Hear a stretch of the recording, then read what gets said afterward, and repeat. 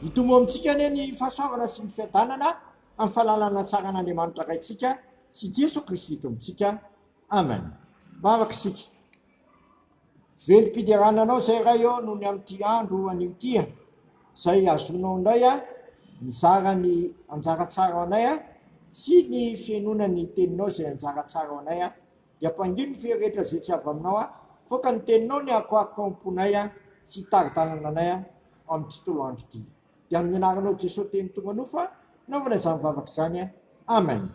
Ny anjara mofinaina ao antsika amin'ity andro alakamisy 9 Jolay 2024 ity ry havana dia ny bokin'ny Salamo 7:1. Salamo 7:1 vakitra izao zany amin'ny anaran'i Jesosy. Ny andro dia ny andran'i Jehovah aho, anitodika ny tsindroa izy ka nandre ny fitarainako. Dia nampakatrafy tao amin'ny lavaka fanginganana izy, eny tamin'ny fotaka mandevo, ary napetraka ny tongotro teo ambony vatolampy izy ka nampijoro ahy. Ary nanisy firamba-bao teo am-bavako izy, dia fiderana n'Andriamantsika maro no hitany sy atahotra ary atokan'i Jehovah. Sambatra izay olona matokan'i Jehovah ho tokony ka tsy mivilo ny namam-piavinavina na mivadika no amin'ny lainga no amoronao ny fahagaganao sy ny hevitrao izay nataonao anay Jehovah Andriamanitro. Tsy misy azo pitahina aminao raha tiako amara sy holazaina ireny dindo maro loatra izy ka tsy tambosaina. Ny fanatitra latsa-dra sy ny fanatitra hoanina tsy masitraka ao ny sofiky nataonao palaty, ny fanatitra odongana sy ny fanatitra nomilota tsy manolainao. Dia hoy izao, ity aho tonga amin'ny oronam-boky no nanoratana. Ny anao sitraponao Andriamanitra no sitrako ary lalanao no atao anatiko. Efa nilaza tany teny mahafaly ny amin'ny fahamarinana teo amin'ny fiangonan'ny lehibe aho, indry molotro tsy mba nakomboko. Jehovah ianao malala, ny fahamarinanao tsy manafeno tatapoka, ny fahamarinanao sy ny famonjenao no nambarako tsy nanafina amin'ny famindramponao sy ny fahamarinanao tamin'ny fiangonan'ny lehibe aho.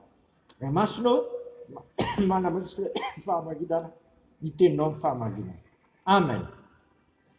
Eto amin'ity lahatsoratra masina ity dia lazaina fa tsy tambosaina ny asa nataon'Andriamanitra ny fikarakarana ny olona.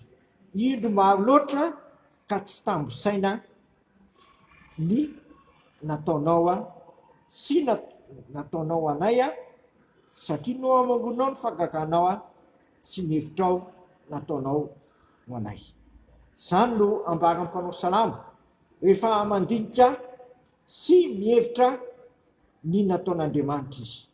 Tsy mitsahatra manisy soa io tokoa Andriamanitra. Eto dia lazainy fa nampakatra azy avy tao amin'ny lavaka fanginganana tamin'ny fotaka mandevo ary nampitoetra ny tongotra eo ambony vatolampy ka nampijoro. Izany ry havana no ataon'Andriamanitra androany. Tsy avelany mitoetra ao anaty fahafatesana ny olona fa nidirany tamin'ny nahatongavany Jesosy Kristy, nofo nijaly maty mihitsy kanefa tsangako velona. Dia tsanga n'Andriamanitra miaraka amin'ny Jesosy Kristy koa izasanao rehefa manaiky manotena ho azy na dia ho aza mampanota sy mampanotanao dia tsy avelany faty no voatana isika na ho very fa tsangany indray ary ahoriny tsara ao amin'ny Kristy. Izany ry havana no asan'Andriamanitra anatanterahana ny famonjena sy ny famonjenanao. Setrin'izany ary dia ndao tsika hiteny tahaka ny mpanao salamo hoe ny anao sitraponao Andriamanitra no sitrako ary ny lalanao no atanatika. Izany no setry ny famonjena izay nataon'Andriamanitra tamiko sy taminao.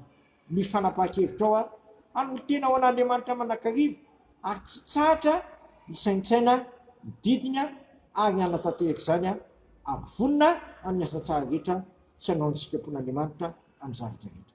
Efa nambarana apôstôly Jaona rahateo izany fa mandalo izao fiainan'izao sy vilany fa izay manao ny sitrapon'Andriamanitra maritra manakizay. Ko amin'ity androany ity dia valio ny antson'ny tompo izay nandray anao amin'ny famonjena sy nanijoro anao andeha araka sitrapony. dia toloha ny tenanao a vonona amin'ny asa tsara rehetra no ny asa famonjena zay nataon'i Kristy teo ny azo fijaliana ho asy ianao. Amen. Misotranao zay raha eo fa lehibe ny fitiavanao a tamin'ny alalan'ny zanakao. Tsy navelanao ho fatony ny faotanay zay, fa nidiranao ny fahafatesanay a, ary nivoninao ny faotanay a, natsanganao velona izay a, ary nampijononao a amin'ny fiasan'ny fananao masina zay mahay mampahery a sy mahay mitaridalana anay a ho amin'ny marina rehetra. Dia ampianaro zay tompo anolo tena ho anao sy anaiky ny sitraponao a mba ny fitarian'ny fananao masina.